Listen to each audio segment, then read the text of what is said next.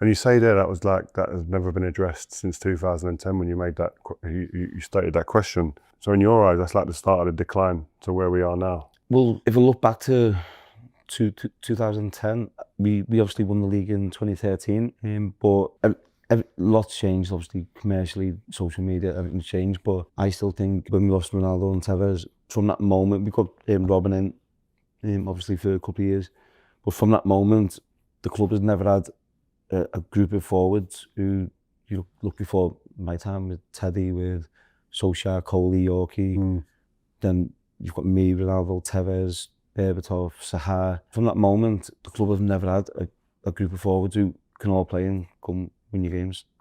And that is Man United. We'll get back to Rooney in just a quick second, but remember, if you like this video, please like, share and subscribe, and don't forget to click the notification button so that you know when the next Big D video hits. And as ever, if there's something on your mind, if something is bubbling up inside of you that you need to express, please express it in the comments. The Big D reads all of the comments and he's always interested in what is on your mind. Anyway, in this clip, Wayne Rooney talks about the time when he put in his transfer request to Alex Ferguson when he was about to sign his big bumper payday in, I think it was autumn 2009, and how he went into Alex Ferguson's office and questioned who was going to be replacing Ronaldo and Tevez. And he talks about how the relationship has never really recovered. Was Wayne Rooney right in doing so? Was he wrong? Who knows? Has Ferguson left a sour taste in Manchester United fans' mouth since he left? And were those issues ever addressed long term? Thoughts in the comments, and stick around for after the clip because the Big D is going to be giving his thoughts on this contentious issue. Here's Wayne.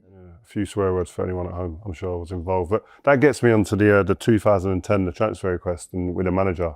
That's one of the things in when we've shared a dressing room, it's one of the things I look back and go, that weren't in Wayne's nature to do that, because he was always a team first guy. And the transfer requesting or the statement went out, didn't it, on the morning of the game. And that's when I thought that this ain't the Wayne I know. Yeah, so the club offered me a 5-year deal, a lot of money. I weren't pushing back on money. The deal was there. I had no issue with that. And then we'd sold Ronaldo, we'd sold Tevez, and I've said before, I'll say again, no disrespect to Chris Small and Phil Jones. We bring them two in. So I'm like, this is probably my biggest contract I was ever going to sign. So I wanted it to be right. I wanted to know. So I went into the manager and was like, before, I had no issue with the contract. Before I go any further with the contract, what's the plan here? Like, who are we bringing in to replace Tevez and Ronaldo? And he went for me. In the meeting?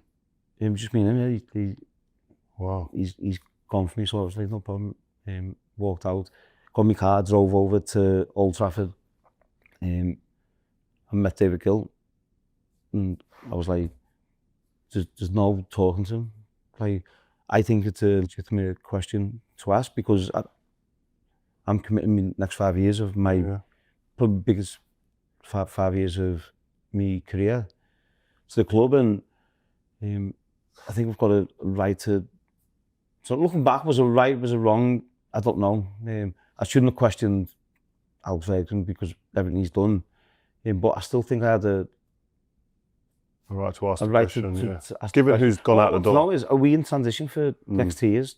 Are we going to be in transition for 3 years and then start competing, or are we going to be competing now from next season? And that's really all I want to know. Then I went home. I spoke to David Gill. There was a few amendments on the contract. It was all agreed. David Gill calmed everything down. So agreed to sign it. So what happened in the next 48 hours? Like what was going on? What persuaded you? I signed the contract next morning. So when you put the statement out, what was going through your head? Like, was you nervous about putting that out? No. So I asked to leave the club a while before. So the manager come out. It was a Champions League game, and Scoldy done me in training, and my ankle was done. I was out for like 6 to 8 weeks. So then that was the manager's opportunity to then bring it all to the media. like there's no warning, there's no, Yeah. and it just went, and it obviously went massive. So I'm thinking I need to protect myself a bit and try and put some understanding into why I've made this decision, and then put a statement out. Me regret on that was I put out and it was match day, and I should never have done that. And as you said before, that's not me. It's like everything I do is for the team. Even if I'm left out the starting lineup, I won't make a fuss out going to see the manager the next day if I don't agree with it, whatever. So that was me big regret. I come in the next day and I apologised. Yeah, that's what I was going to say. You came in and apologised for it, and I thought, okay, he understands. And then, obviously, you signed. Yeah, and then signed the new deal. And but was it ever the same with the manager I since think then? that question I asked then in 2010, it still hasn't Been answered. been addressed from 2010. And I think fans have seen that, and I think when fans look back, they'll be like, you know what, he actually seen what was coming a little bit, and I don't think it's been fixed since 2010. Did that situation affect your relationship with the gaffer? Yeah. Going forward? Me and the manager were really close, and we messed around and bantered that, and the relationship was different. I absolutely loved the man, respect him, in my opinion, the best ever, but the relationship was never the same. Wow.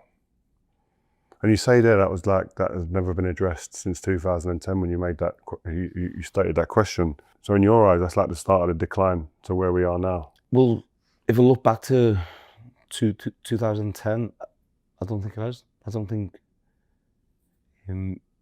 we obviously won the league in 2013, but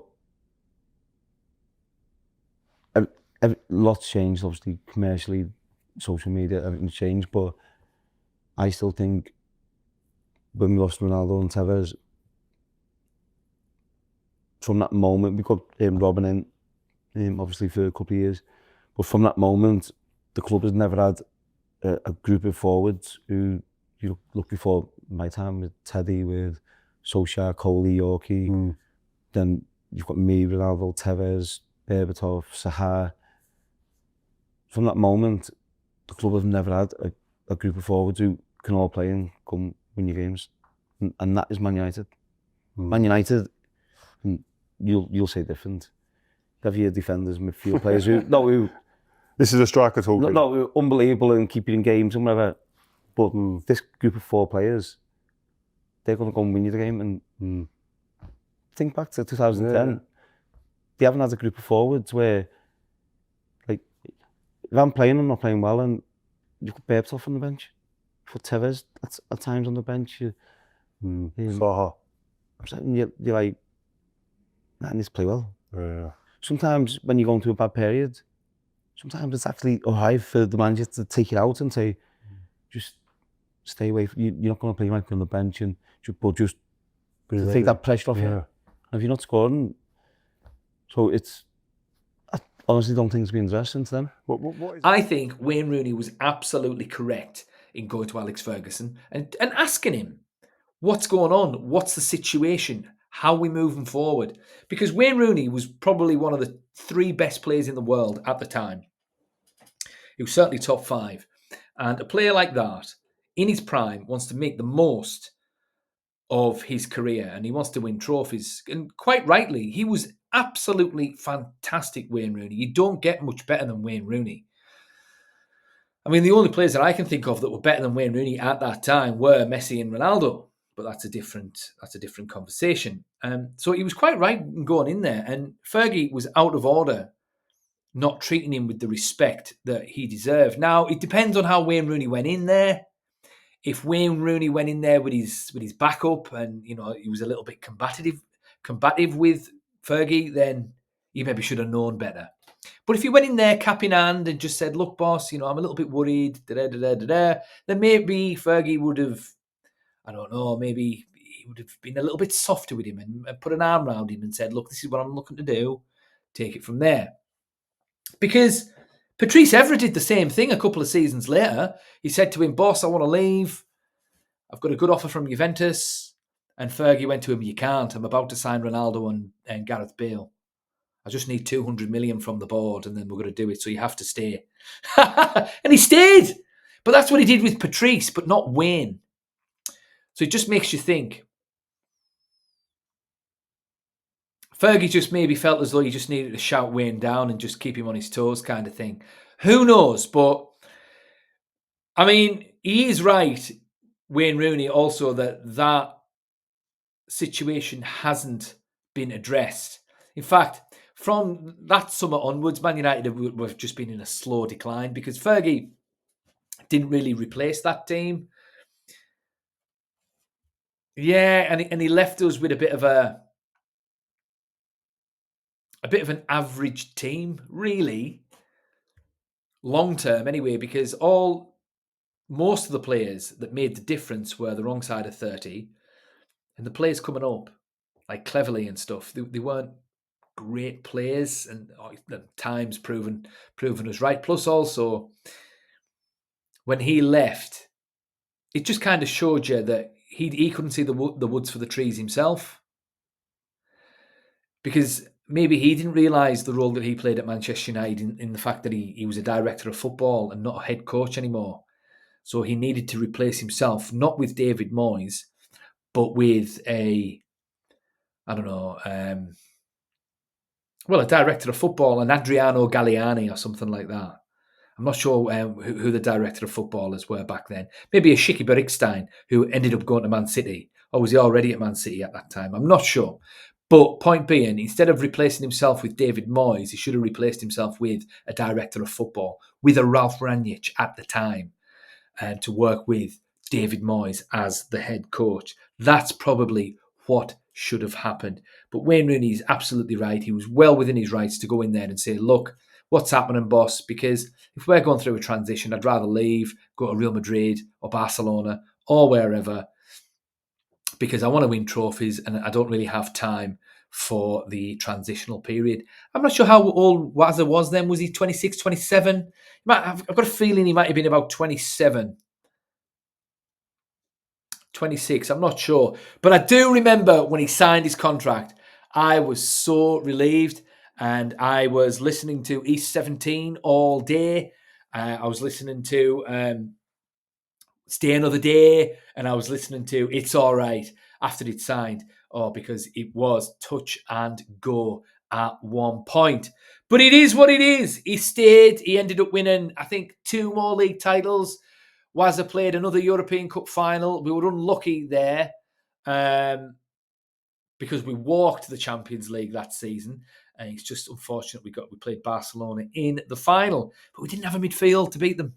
Just didn't have a midfield, and the defence was just too slow for us that day. But what do you guys think? Was Rooney right? Was Fergie right? Thoughts in the comments, and the Big D will see you in the next one.